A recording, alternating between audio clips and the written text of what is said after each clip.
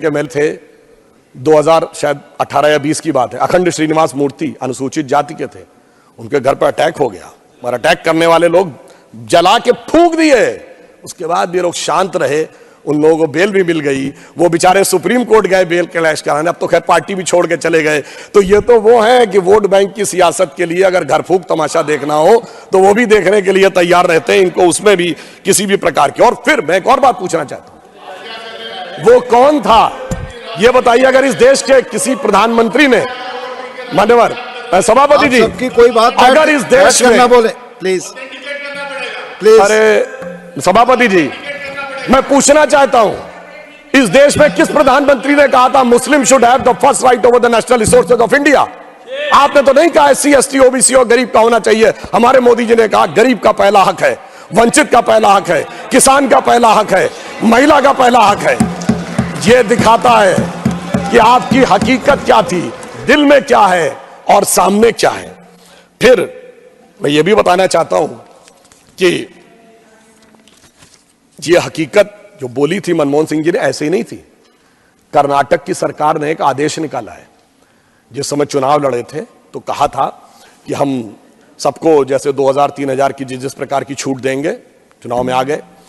फिर आदेश निकाला कि माइनॉरिटी कम्युनिटी के जो लोग 4 व्हीलर खरीदना चाहेंगे तो सरकार 50% पे करेगी। यानी अगर 4 लाख का होगा तो 2 लाख पे करेगी, 6 लाख का होगा तो 3 लाख पे करेगी। यह है असलियत। एक वोट बैंक के लिए 2 और 3 हजार और दूसरे के लिए 3 लाख। मान्यवर, इसलिए जो पहले था वही आज भी है। और फिर मैं और बताना चाहता हूं, आपस में बात ना करें। हमारे पश्चिम बंगाल के लोग, माननीय सभापति जी, अभी पिछड़ा वर्ग आयोग ने पश्चिम बंगाल की सरकार को तलब किया है। किस बात के लिए तलब किया है? क्योंकि उन्होंने 81 जातियों को जोड़ा ओबीसी में और उसमें 73 मुस्लिम थे। पिछड़े वर्ग आयोग ने पूछा ये कैसे हुआ? साहब अभी तक उसका सही जवाब नहीं दे पाए। और मोस्ट बैकवर्ड के लिए उन्होंने 87 जातियों की रिकमेंडेशन की, उसमें 80 मुस्लिम थी। पिछड़े वर्ग आयोग ने पूछा है और मेरी जानकारी के अनुसार 8 फरवरी को उनके चीफ सेक्रेटरी को, वेस्ट बंगाल के चीफ सेक्रेटरी को बुलाया हुआ है। यह मैं देश के सामने रखना चाहता हूं, यह है असली हकीकत। ऊपर से खाने के दांत और दिखाने के दांत और है। इसलिए हम ईमानदारी के साथ, पूरी संवेदना के साथ हम समाज के सभी वर्गों में किसी भी प्रकार का भेदभाव किए बगैर ईमानदारी से उनके लिए सब कुछ करने को तैयार रहते हैं। और ये वैसे विचार हमारे मित्र लोग अन्यथा न लें, ये उन लोगों की आदत, माननीय सभापति महोदय, पुरानी है। अगर इन लोगों को कोई आपत्ति हो तो मैं कहना चाहता हूं, डॉक्टर बाबा साहब अंबेडकर ने 27 अक्टूबर 1951 को जालंधर में अपने भाषण में कहा था, और किसी को समस्या हो तो doctor Ambedkar writings and speeches published by ministry of social justice in 2014, उसके वॉल्यूम 17 और पार्ट 3 में वो पूरा भाषण है, जिसमें वो बड़े दुख के साथ कहते हैं कि नेहरू जी को माइनॉरिटी कम्युनिटी के प्रति कुछ बहुत ज्यादा लगाव है और इसलिए वो दलितों के हितों की अनदेखी कर देते हैं। उन्होंने कहा कि मैं इस बात के विरोध में नहीं हूं कि मुस्लिमों को नहीं मिलना चाहिए, परंतु दलितों की कीमत पर मिले, मुझे इस बात का बहुत दुख है। और मैं उनका वर्ड कोट करना चाहता हूं। उन्होंने कहा कि नेहरू जी पिछले 20 साल से इस देश के सबसे बड़े नेताओं में से एक हैं। उन्होंने 2000 से अधिक भाषण दिए होंगे और उसमें उन्होंने अनेक बार मुस्लिम समाज के लिए बहुत सारी बातें कही हैं, मगर दलितों के लिए उनको वो देखने को नहीं मिलता। और उनका जो वर्ड है कि मैं मुस्लिमों की उपेक्षा नहीं होनी चाहिए, ये मेरा विचार है, परंतु मुस्लिमों को दलितों की कीमत के ऊपर आनंद करवाया जाए, यह मैं उचित नहीं मानता, क्योंकि दलितों को अधिक सुरक्षा की आवश्यकता है। ये डॉक्टर अंबेडकर के स्पीचेस में लिखा हुआ है। और आज वैसे एक और बात बता दूं, तो नहीं रोकते मान्यवर, आज ये लोग अपने हिसाब से कैसे बदलाव करते हैं। मान्यवर, मैं देश के समक्ष ये कहना चाहूंगा कि जातिगत आइडेंटिटी की बात आती है तो इस देश में एक ही नेता है जिसकी जाति, उपजाति और गोत्र भी प्रेस कॉन्फ्रेंस में बताया गया, क्योंकि तब उनको लगता है कि उसका फायदा हो सकता है। और इतना ही नहीं, जनेऊ भी दिखाया गया प्रेस कॉन्फ्रेंस में, यानी तब लगा कि शायद इसका फायदा हो सकता है। मगर फिर जब लगा कि कुछ और होना चाहिए तो बदल गए, सिर्फ 5 साल के अंदर बदल गए। और मैं ये भी बात बताना चाहता हूं मान्यवर, जब ये लोग जातिगत विषय की बात करते हैं तो ये भी एक संयोग, इसको अन्यथा न ले। ऑन द लाइटर नोट मैं कहता हूं, इस देश में एक ही प्रधानमंत्री हुए जिन्होंने अपनी जातिवाचक संज्ञा अपने नाम के आगे लगाई। हमने कभी पंडित अटल बिहारी वाजपेयी नहीं कहा था, मगर एक ही पंडित जी हुए भारत की राजनीति में, यानी तब उसका फायदा था तो उस चीज को आगे करना है, आज दूसरा फायदा है तो दूसरे को आगे करना है। इसलिए परिस्थितियों के अनुसार इनका सामाजिक न्याय का समीकरण बदलता रहता है, यह मैं देश को बताना चाहता हूं। जबकि हमारी सोच पिछले 70 सालों में कभी भी किसी भी प्रकार से बदली नहीं है। और मैं यह भी बताना चाहता हूं, इनके एक नेता थे, कल माननीय खड़गे जी ने एक विषय की बात कही, जिस विषय की उन्होंने ट्वीट की बात कही, वो ट्वीट डिलीट भी कर दिया गया था और यह भी बता दिया गया था कि वो गलत ट्रांसलेशन था, मगर शायद उनको रिसर्च देने वाली टीम ने ध्यान नहीं दिया। वो जिस सीएम के बारे में बता रहे थे, वो जानते हैं किसका ट्वीट लिख रहे थे? वो उसी के पहले सीएम गोपीनाथ बारदोलोई जी के द्वारा ट्रांसलेटेड का वो सीएम वो लिख रहे थे और उसका ट्रांसलेशन गलत हो गया था। तो मुझे समझ में नहीं आ रहा भाई, वो आप इस सीएम की बात कर रहे थे या उस सीएम की बात कर रहे थे? इसलिए कई बार ऐसा हो जाता है कि उस विषय की जानकारी आधी अधूरी होने के कारण यह समस्या आती। मगर मैं ये भी याद दिलाना चाहता हूं, इसी कांग्रेस पार्टी के एक नेता थे, आवश्यकता होगी तो मैं जगह का नाम, वर्ष तो बता ही देता हूं, 2018 में विधानसभा चुनाव में, और इसका न्यूज भी अवेलेबल है, वीडियो भी अवेलेबल है सोशल मीडिया पे। मोदी जी का नाम लेके हिंदू धर्म के बारे में कहते हैं, ये इनकी जाति क्या है पता है आपको? इनको हिंदू धर्म के बारे में पता है। फिर उमा भारती जी का नाम लेते हैं, फिर हमारे और ओबीसी नेताओं का नाम लेते हैं, फिर कहते हैं इनको कुछ पता होता है, फिर अपनी जाति का नाम लेते हैं, ये सिर्फ हमको पता होता है। मान्यवर, इस ढंग की बात मैं दावे के साथ कहता हूं, अगर किसी भाजपा के नेता ने बोल दिया होता तो जैसे वो एक गाना था ना, आरा हिले छपरा हिले, ये दिल्ली मुंबई नहीं लंदन न्यूयॉर्क हिल गया होता, दुनिया के समुद्रों में सुनामी आ गई होती, पर आपने उनको विधानसभा का अध्यक्ष बना दिया। यह मैं सिर्फ इसलिए बताना चाहता हूं कि बहुत से ऐसे चेहरे हैं जो मौके पर परिस्थिति के अनुसार ये अपना समय बदलते रहते हैं, और इसके बाद अगर आवश्यकता हो तो यह चीज जाकर वेरीफाई की जा सकती है। और यहां मैं एक और बात भी कहना चाहता हूं कि यह विचार कांग्रेस पार्टी का आज जो है यह हमेशा से था। आज कितने संयोग की बात थी कि जब श्री राम जन्मभूमि का शिलान्यास हो रहा था, तो आपको ध्यान है, शायद हमारे बहुत से लोगों ने ध्यान हो तो मैं बता दूं, 22-23 दिसंबर 1949 की रात को जब श्री राम लला प्रकट हुए थे, तो उसकी सबसे पहली गवाही किसने दी है? यानी जो लाइट दिखी थी वो बताई थी एक यूपी पुलिस का सिपाही था अब्दुल बरकत।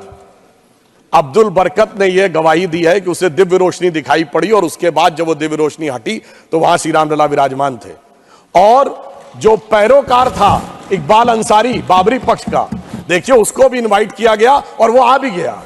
अब्दुल बरकत को रोशनी दिख गई मगर इनको रोशनी अभी तक नहीं दिखी। इकबाल अंसारी जो था वो आ गया रामलला की प्राण प्रतिष्ठा में, उसका तो इकबाल बुलंद हो गया, इनका इकबाल नहीं बुलंद हो पाया, जमींदोज रह गया। ये मुझे समझ में नहीं आता है कि ये किस आधार के ऊपर ये निर्णय लेते हैं।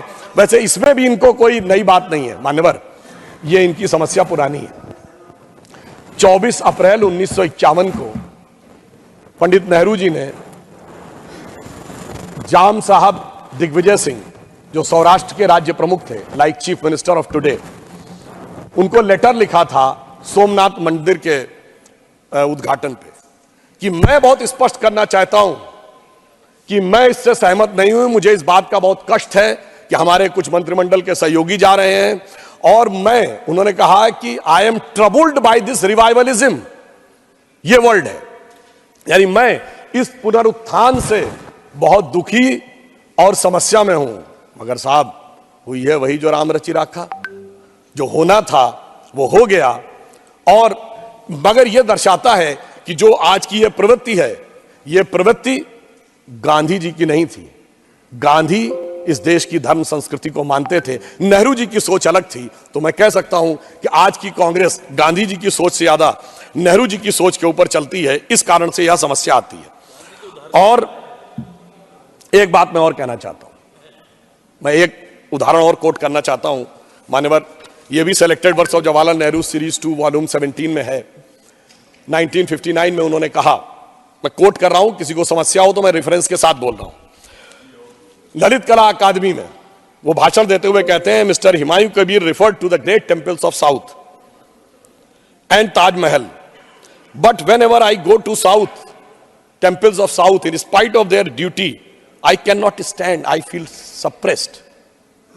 और दूसरी तरफ कहते हैं, बट जब मैं ताजमहल देखता हूं तो मुझे बड़ी खुशी लगती है। सेम उसमें, और ये ऑल इंडिया रेडियो के जो टेप्स अवेलेबल हैं नेहरू मेमोरियल लाइब्रेरी में, उसमें भी अवेलेबल है 1959 के उस टेप्स में। ये सिर्फ मैंने बताने का प्रयास किया कि ये सोच इस प्रकार की थी जो भारत की वास्तविक शक्ति और सत्ता को उभरने न देने के लिए थी, और इस कारण से इनकी सोच ऐसी रही। हमारी सोच क्या थी, मैं एक छोटी सी बात कहूं, प्रधानमंत्री जी ने उन सारे श्रमिकों का सम्मान किया, उन पे पुष्प वर्षा की, और ताजमहल के बारे में क्या कहानी है कि श्रमिकों के हाथ कटवा दिए गए थे। और मुझे आश्चर्य है कि जो लोग सर्वहारा की सिद्धांत की बात करते वो उस कहानी को जुलाइज करते थे, और सोचिए हमारे दिमागों में कैसे बैठा दिया गया कि हमें वो सही लगने लगा कि वो एक अच्छी बात थी। यानी एक प्रधानमंत्री जो एक मंदिर निर्माण में जुड़े हुए श्रमिकों का सम्मान कर रहा है, उस पर पुष्प बरसा रहा है, वह तो गलत था, और हाथ कटवाना सही था। मुझे लगता है वो महिमा मंडन करने लायक था, उसे देखने में आनंद की अनुभूति होती थी। मुझे लगता है कि यह समस्या सोचनी चाहिए। और अंत में मैं बात कहना चाहता हूं, एक बात और मान्यवर, ये लोग कहते हैं भाई जातिगत जनगणना कराइए, बिल्कुल अच्छी बात है, पर पहले तो बताइए जातिगत जनगणना रोकी किसने थी, किसका निर्णय था ये 1951 में नेहरू जी का निर्णय था ना, और उस समय तो कॉन्स्टिट्यूएंट असेंबली थी, क्योंकि चुनाव तो 52 में हुए। और फिर हमने बचपन में सभापति महोदय सुना, इंदिरा जी के जमाने में कांग्रेस की क्या सोच थी, जात पे ना पात पे, इंदिरा जी की बात पे मोहर लगेगी हाथ पे। राजीव गांधी जी के जमाने में क्या था, 6 दिसंबर 1990 को इसी सदन में मंडल कमीशन का विरोध करते हुए राजीव गांधी जी ने कहा कि कांग्रेस पार्टी जात पात में विश्वास नहीं करती, हमारा नारा है जात पे ना पात पे, मोहर लगेगी हाथ पे। अरे भाई, मैं पूछना चाहता हूं, नेहरू जी सही थे कि इंदिरा जी सही थी कि राजीव जी सही थे, या आजकल आज के आपके कुल गौरव सही हैं, या दोनों सही थे, जैसी मौका मिल जाए वैसा सही था? तो मैं कहना चाहूंगा कि एक जमाने में जो पार्टी कहती थी जात पे ना पात पे, इंदिरा जी की बात पे मोहर लगेगी हाथ पे, वो अपने पुरखों की बात को धर के लात पे पार्टी ले आए फुटपाथ पे। एक और मैं बात कहना चाहता हूं मान्यवर, एक और विषय, माननीय खड़गे जी ने कहा था कि देश की साक्षरता दर और एक इनकलाब आएगा, 1951 में 18% थी। मैं कहना चाहता हूं अपने विपक्षी साथियों से, इनकलाब आएगा नहीं, इनकलाब आ चुका है। जो जो साक्षरता दर बढ़ती चली गई, भारतीय जनता पार्टी का प्रभाव बढ़ता चला गया। मैं आपको सुलभ संज्ञान के लिए बताना चाहता हूं, भारत की साक्षरता दर 50% क्रॉस की 1991 में, हम मुख्य विपक्षी दल बन गए। इंडिया की पॉलिटिक्स यूनिपोलर से बाइपोलर हो गई। 2001 में साक्षरता दर ने क्रॉस किया 60%, हमारे नेतृत्व में गठबंधन की सरकार आ गई। 2011 में 70% क्रॉस किया, मोदी जी के नेतृत्व में स्पष्ट बहुमत की सरकार आ गई। 2021 में 80% क्रॉस करेंगे, 400 के बहुमत की सरकार आएगी। क्यों? जो जो समाज शिक्षित हो रहा है, सत्य का साक्षात्कार हो रहा है। बाबा साहब अंबेडकर ने कहा था, शिक्षा शेरनी का दूध है, जो पी लेगा उसके मन में कोई कंफ्यूजन या संशय नहीं रहेगा। और भारत की युवा पीढ़ी उसको देखकर पूरी तरीके से आगे बढ़ती चली जा रही है। अब यहां पर मैं एक और बात कहना चाहूंगा। एक और आरोप लगाया जाता है कि साहब ईडी और सीबीआई का बड़ा उपयोग हो रहा है। तो मैं याद दिलाना चाहता हूं, आज हम लोग 2024 में बैठे हैं। आज दो दलों का नाम सबसे याद आता है, झारखंड मुक्ति मोर्चा और राष्ट्रीय जनता दल, बिहार और झारखंड का। महोदय, मैं कहना चाहता हूं कि कई बार हम लोग बचपन में देखते थे, फिल्मों का बड़ा फेमस डायलॉग होता था, 20 बरस पहले की बात है। आज मैं कहना चाहता हूं 30 बरस पहले की बात है, 1994। सिर्फ वो उदाहरण दे रहा हूं जो कोर्ट से प्रूव हो चुके हैं। एकमात्र केस जिसमें सुप्रीम कोर्ट से यह प्रूव हो गया कि रिश्वत लेकर सरकार बचाई गई, वो झारखंड मुक्ति मोर्चा रिश्वत कांड 1994, जिस समय झारखंड के जेएमएम के सांसदों ने नरसिम्हा राव की कांग्रेस सरकार बचाई। ये तब क्या मोदी जी थे क्या, अमित शाह जी थे क्या, भाजपा थी क्या? भाई, आप तो उस जमाने से ऐसे चलते चले आ रहे हैं। आज खामखा में हम पे आरोप लगा रहे हैं। मतलब 1997 में लालू प्रसाद यादव जी जेल चले गए। हम लोग युवावस्था से प्रौढ़ावस्था में आ गए लालू जी को जेल से अंदर बाहर देखते हुए, और आज कहते हैं कि साहब वो तो 2014 के बाद प्रॉब्लम है।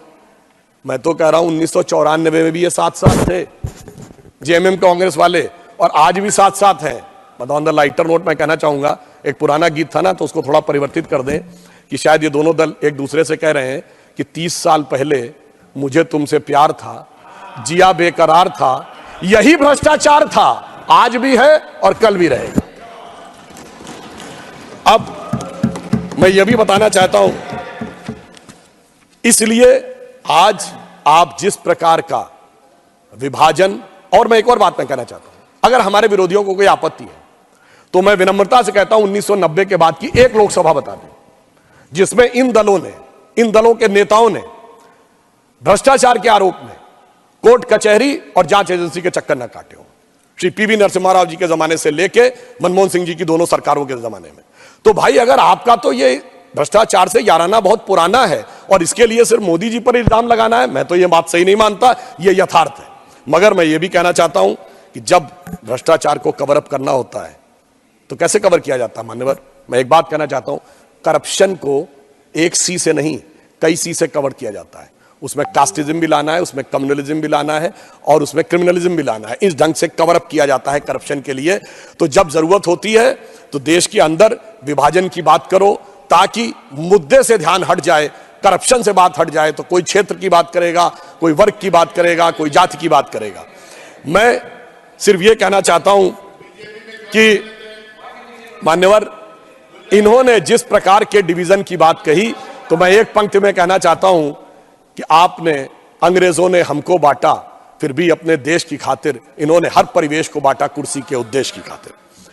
आज एक हमारी सोच, इनकी सोच में क्या अंतर है जो माननीय राष्ट्रपति जी के अभिभाषण से स्पष्ट हुई है। प्रधानमंत्री जी ने कहा है कि अब अमृतकाल आ गया है और हमें इस प्रकार के सभी प्रभावों से अपने को मुक्त करना है और उस प्रभाव से मुक्त होकर हमें एक नई दिशा में आगे बढ़ना है। यहां पर एक और बात कही थी हमारे विपक्षी दलों के लोगों ने, वो कहते हैं हम तो बहुजन की बात करते हैं। मान्यवर, ये वास्तविकता में कहते तो बहुजन की बात है पर करते सिर्फ परिवारजन की बात है। ये बहुजन हिताय बहुजन सुखाय नहीं चलते, परिजन हिताय परिजन सुखाय चलते हैं।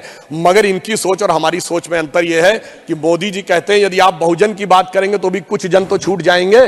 तो मोदी जी उस विचार से प्रेरित हैं जो कहती है सर्वे भवन्ति सुखिनः सर्वे सन्तु निरामया सर्वे भद्राणि पश्यन्तु मा कश्चित् दुःख भाग् भवेत्। सबको मिलेगा, जो सरकार की नीतियां होंगी, सरकार के लाभ होंगे, वो सबको मिलेंगे। इसमें किसी भी प्रकार का जो भेदभाव हमारी तरफ से नहीं किया जाता है। और मैं यह भी कहना चाहता हूं, एक और आरोप लगाया गया था कि विपक्ष के नेताओं का सम्मान नहीं होता। माननीय खड़गे जी ने एक उदाहरण दिया था, वो उदाहरण अटल जी के प्रधानमंत्री का नहीं था। वो जब वो विदेश मंत्री बने थे तो विदेश मंत्रालय में जवाहरलाल नेहरू जी की फोटो लगी थी, वो हटा दी गई। तो उन्होंने कहा नहीं, जो देश के प्रथम प्रधानमंत्री थे वो जहां जैसे है वैसे ही रहना चाहिए। यह हमारा संस्कार है और मोदी जी ने उसको कितना आगे बढ़ाया। सरदार पटेल की मूर्ति दुनिया की सबसे ऊंची मूर्ति बना दी। हमने इस बात की चिंता नहीं की कि उनके कालखंड में संघ पर प्रतिबंध लगा था, मगर अफसोस की बात यह है कोई भी आज तक गया नहीं है। अब यह बताइए, भारत रत्न मदन मोहन मालवीय जी तो कांग्रेस के अध्यक्ष थे, उन्हें भारत रत्न मिला। प्रणब मुखर्जी जी कांग्रेस के नेता थे, उन्हें भी भारत रत्न मिला। क्या पद्म अवार्ड तरुण गोगोई जी को नहीं मिला? क्या एससी जमीर जी को नहीं मिला? और अभी आदरणीय कर्पूरी ठाकुर जी को मिला। यह ईमानदारी है हमारी सरकार की। समाज के जिस जिस व्यक्ति ने, जिस जिस महापुरुष ने जो जो योगदान दिया, हमने ईमानदारी से किया है। और इनके यहां ये सम्मान की बात करते, इनके यहां तो ऐसा था मान्यवर, इस देश में 2 ही प्रधानमंत्री हुए जिन्होंने अपनी सरकार में अपने अंदर गठित कमेटी के द्वारा अपने को भारत रत्न अर्पित किया। एक पंडित जवाहरलाल नेहरू और एक श्रीमती इंदिरा गांधी जी। इन्होंने अपने नेताओं को नहीं दिया, हमने सबको दिया। ये मोदी जी की विराट सोच और इन चीजों के बारे में हमारा जो नजरिया है वो उसको दर्शाता है। और मैं ये भी कहना चाहता हूं कि ये उदारता मोदी जी कब दिखाते हैं, जब उनके लिए क्या क्या शब्द नहीं बोला जाता है। मतलब मृत्यु का प्रकार से लेके अनेक प्रकार की बातें, कब्र खुदेगी वगैरह वगैरह, जाने क्या क्या चीजें हैं। मगर उससे अविचलित रहते हुए, जैसा मोदी जी ने एक बार कहा था कि लोगों ने उनसे पूछा कि आप साहब छुट्टी भी नहीं लेते, इतनी ऊर्जा कहां से पाते हैं? तो उन्होंने कहा था रोज 1 से 2 किलो गाली खाता हूं और उसके बाद उसी से ऊर्जा पाकर पुनः आपकी सेवा में लग जाता हूं। आप सोचिए, आज डिजिटल डाटा का जमाना है। जितने अपशब्दों का प्रयोग माननीय मोदी जी के लिए किया गया होगा, इतना कभी किसी के लिए नहीं किया होगा। इसके बावजूद विपक्ष के जितने नेताओं को सम्मान दिया गया है, इतना भारत के इतिहास में कभी किसी को नहीं दिया गया होगा। इसलिए वो ऊर्जा पाते हैं जो समाज को बदलाव करने में एक महती भूमिका निभाती है, और उस नई सोच के साथ हम आगे बढ़ते हैं। अब यहां अंत में मैं एक विषय ये कहना चाहूंगा कि नई सोच क्या थी, एक उदाहरण देना चाहता हूं। जब हमारी सरकार आई, इस देश में 2 हिस्सों में बहुत बड़ी समस्या थी।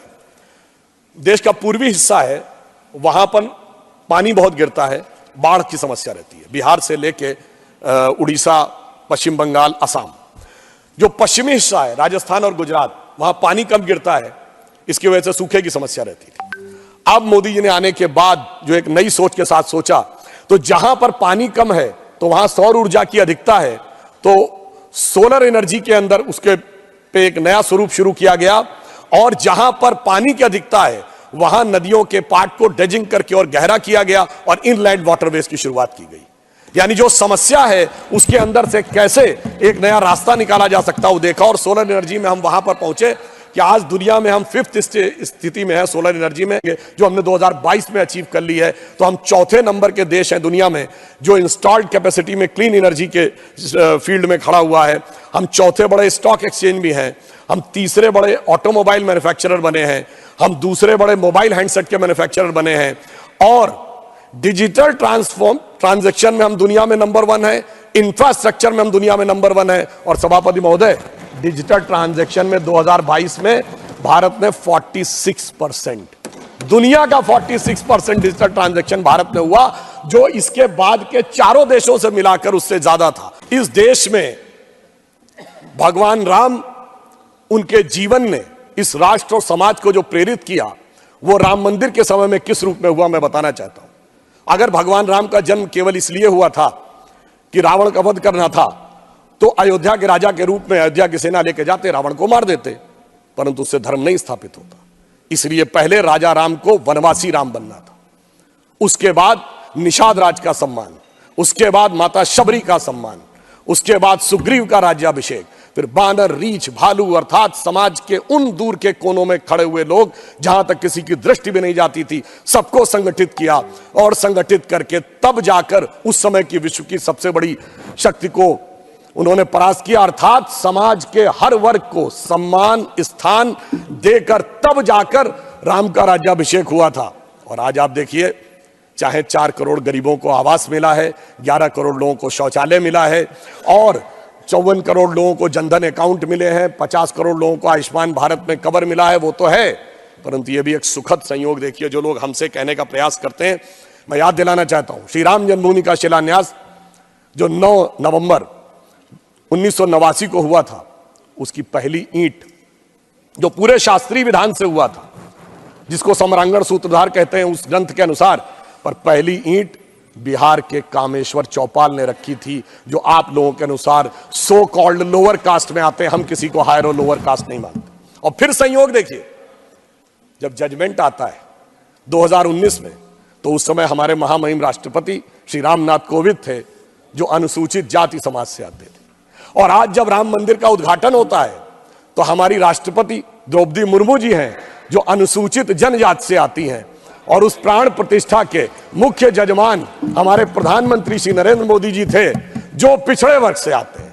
मुझे लगता है जो राम के काल में हुआ था, सबको सम्मान, सबको स्थान, सबको सत्ता में स्थान, वही राम मंदिर के काल में भी हो रहा है।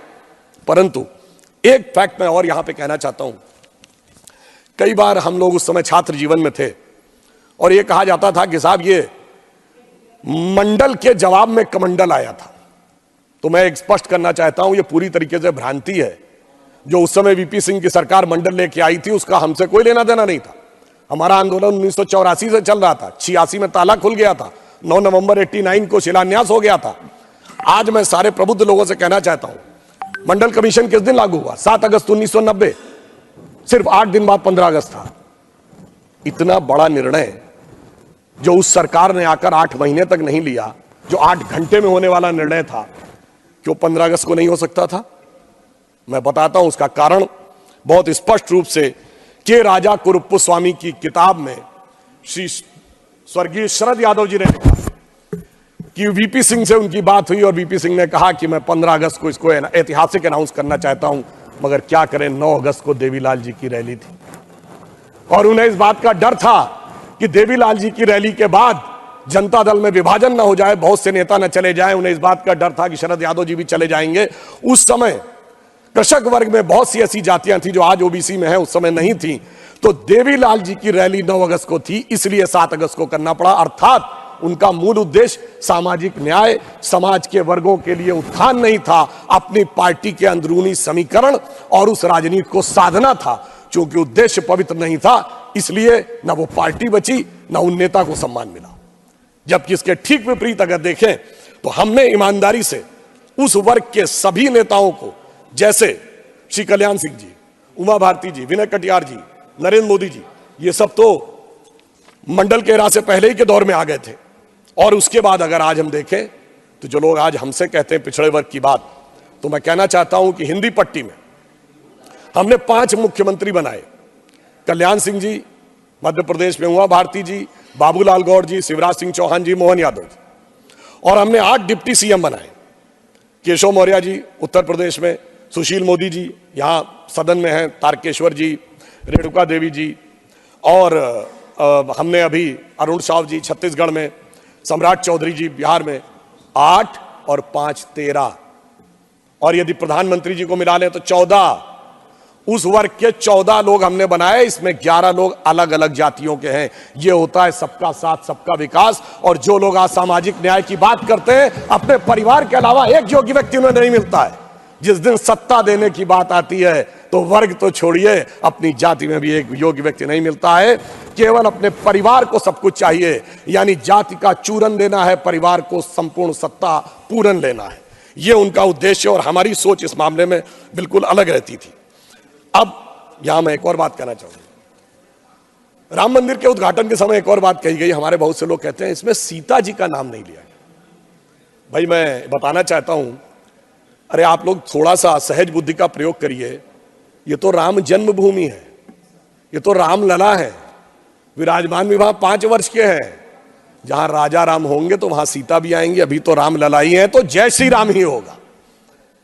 और दूसरा मैं ये भी कहना चाहता हूं, मुझे बड़ी प्रसन्नता भी होती है जब वो ये बात कहते हैं कि सीता जी का नाम होना चाहिए। तो मुझे ध्यान आता है कि दुनिया में कोई दूसरी संस्कृति नहीं है जो ईश्वर में स्त्री तत्व को स्थान देती हो, सिर्फ हमारी संस्कृति है। हम सीताराम भी कहते हैं, राधे श्याम भी कहते हैं, लक्ष्मी नारायण भी कहते हैं, गौरी शंकर भी कहते हैं। और जब राम मंदिर आंदोलन चल रहा था तो हम दोनों को याद करते थे। सभापति जी, मैं बालक के रूप में गया था उस रैली में, मुझे आज तक याद है। हम कहते थे, जन जन के मन में राम रमे और प्राण प्राण में सीता है। हर हृदय की धड़कन रामायण, पग पग पर बनी पुनीता है। यदि राम नहीं है श्वासों में तो प्राणों का घट रीता है। फिर हम कहते थे, इसलिए नरनाहर श्री पुरुषोत्तम का हम मंदिर भव्य बनाएंगे। सौगंध राम की खाते हैं, हम मंदिर वहीं बनाएंगे। और आज आप देखिए वो सौगंध पूर्ण हुई। उसकी शुरुआत माननीय अडवाणी जी के समय में हुई थी और संपूर्ण मोदी जी ने उसे करने का कार्य किया है। अब मैं एक और बात कहना चाहता हूं, एक थोड़े इस विषय के ऊपर। माननीय खड़गे जी ने कल एक विषय कहा था कि साइंटिफिक होने की बात करनी चाहिए। जब हम साइंटिफिक की बात करते हैं तो मैं याद दिलाना चाहता हूं, श्री राम जन्मभूमि का जो मंदिर बना है ना, उसमें एक बड़ा साइंटिफिक एंगल आया है। वो क्या है कि रामनवमी के दिन उनके मस्तक के ऊपर सूर्य तिलक होगा। अब इसके लिए सबसे पहले किस चीज की जरूरत है? जो प्लैनेटरी पोजीशन थी कि अर्थ का जो एंगल होगा सूर्य के साथ, उस पर्टिकुलर दिन कैसे होगा। तो इसमें 3 इंस्टीट्यूट ने काम किया है। इंस्टीट्यूट ऑफ एस्ट्रोफिजिक्स बेंगलोर ने, जिसने उस पूरे एस्ट्रोनॉमिकल कैलकुलेशन को सटीक ढंग से किया है। दूसरा है central building research institute Roorkee, जिसने की उसकी व्यवस्था बनाने का काम किया। और तीसरी एक प्राइवेट कंपनी है जिसने वो कॉन्वेक्स लेंसेस के थ्रू कैसे वो अंदर आएगा और ठीक उसी बिंदु के ऊपर उस दिन केंद्रित होगा, यह व्यवस्था की है। मगर मैं अपने विरोधियों को बताना चाहता हूं, आज तो एस्ट्रोफिजिक्स का इंस्टीट्यूट है, आज तो हमारे पास इतनी टेक्नोलॉजी है, मगर यही तो कोणार्क के सूर्य मंदिर में भी था। यही तो अगर आप देखें तो आंध्र प्रदेश में वेद नारायण मंदिर है, उसमें भगवान के चरणों के ऊपर पड़ती हैं। कोल्हापुर में महालक्ष्मी का मंदिर है महाराष्ट्र में, उसमें 3 दिन के लिए इक्विनॉक्सेस आते हैं तो देवी के मस्तक से लेकर चरणों तक चले जाते हैं। कर्नाटक के श्रृंगेरी में जो मंदिर है उसमें 12 महीनों में अलग अलग सूर्य की गति पड़ती है। पूछिए साहब, अगर विज्ञान नहीं था तो उस जमाने में इतना सटीक कैलकुलेशन कैसे हुआ जो आज इतने बड़े बड़े सैटेलाइट्स के बाद होने की बात आई है। इसलिए मैं कह सकता हूं कि इसके लिए हमें इस विचार पे धर्म और संस्कृति के साथ इस विज्ञान पर भी गर्व करना चाहिए। वैसे मैं एक और बात कहना चाहता हूं, इसमें विज्ञान का एक और गहरा, आप सबको ध्यान हो कि उसमें 84 सेकंड का मुहूर्त था, पर वो शुरू कहां से होता है? अगर आपने कभी भी उसको सुना हो, लोग को तो क्या कहते हैं, ब्रह्मा आयु द्वितीय परार्धे, द्वितीय परार्ध ब्रह्मा की आयु मतलब 155 ट्रिलियन ईयर्स। वैसे बिग बैंग थ्योरी कहती है कि 14 बिलियन ईयर पहले दुनिया बनी। तो मैं बता देना चाहता हूं कि जेम्स वेब टेलीस्कोप ने जो नई फाइंडिंग की है उसमें बहुत सी गैलेक्सीज ऐसी आई हैं जो 14 बिलियन से आगे की आ रही हैं। तो now that theory has become debatable. फिर वहां से आते हैं श्वेत वाराह कल्प यानी 1.97 बिलियन ईयर्स, फिर आते हैं वैवस्वत मनवंतरे, फिर आते हैं कलयुग यानी 5125 ईयर्स, फिर आते हैं विक्रम संवत में 2081 साल, फिर आते हैं वर्ष में, वर्ष के भाग में, उत्तरायण सूर्य में, फिर आते हैं महीने में, और उसके बाद वार नक्षत्र होते हुए 84 सेकंड तक। मैं कहना चाहता हूं ये भारत की सनातन यात्रा है जो 155 ट्रिलियन ईयर से लेकर सटीक कैलकुलेशन 84 सेकंड तक का करती है। मुझे लगता है दुनिया में कोई धर्म संस्कृति ऐसी नहीं होगी जो इस प्रकार का करने की क्षमता रखती हो।